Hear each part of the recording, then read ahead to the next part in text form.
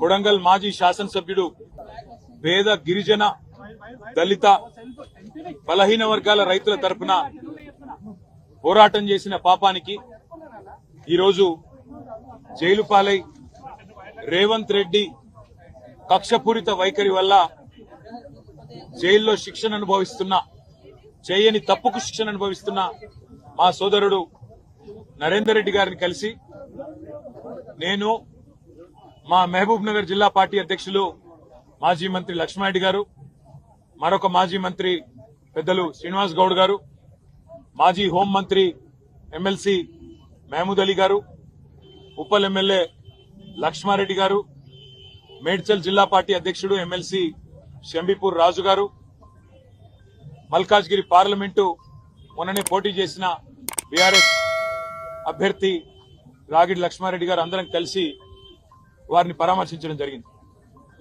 నేను పట్నం నరేందర్ రెడ్డి గారికి మనస్ఫూర్తిగా అభినందనలు తెలియజేస్తా ఉన్నాను.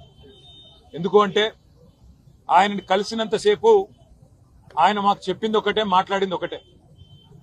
అన్న, నా గురించి వదిలేయండి, నేను బాగానే ఉన్నాను, నేను బాగానే ఉంటాను. చేయని తప్పుకు ఇవాళ 30 మంది అమాయక పేద రైతులను జైల్లో పెట్టినారు. వాళ్ళను విడిపించండి, వాళ్ళ కోసం పోరాటం చేయండి, మా కొడంగల్ రైతుల పక్షాన నిలబడండి, మా కొడంగల్ గిరిజనుల కోసం కొట్లాడండి, మా కొడంగల్లోని దళిత బలహీన వర్గాల రైతుల భూములు గుంజుకుంటున్నారు, అక్కరలేని ఫార్మా విలేజ్ ను రుద్దుతున్నారు అని చెప్పి ఆయన బాధపడతా ఉన్నాడు.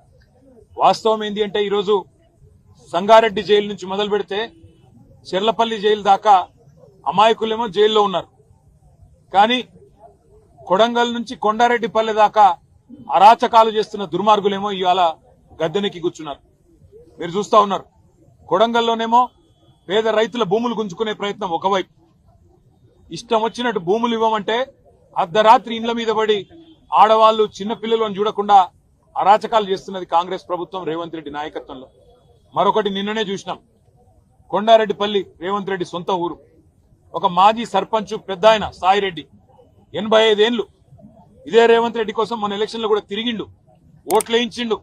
అట్లాంటి పెద్ద ఆయన మీద కూడా ఇవాళ పగబట్టి ఆయన ఇంటికి అడ్డంగా గోడగట్టి తవ్వలేకుండా చేస్తే ఆ క్షోభ, ఆ అవమానం సొంత ఊరిలో సర్పంచ్ గా పనిచేసిన ఊరిలో ఇంతటి అవమానం అని చెప్పి ఆ క్షోభతో నిన్న ఆత్మహత్య చేసుకున్న పరిస్థితి. ఇవాళకి కూడా కల్వకుర్తిలో ఆయన భౌతిక కాయం ఇంకా అట్లే ఉంది.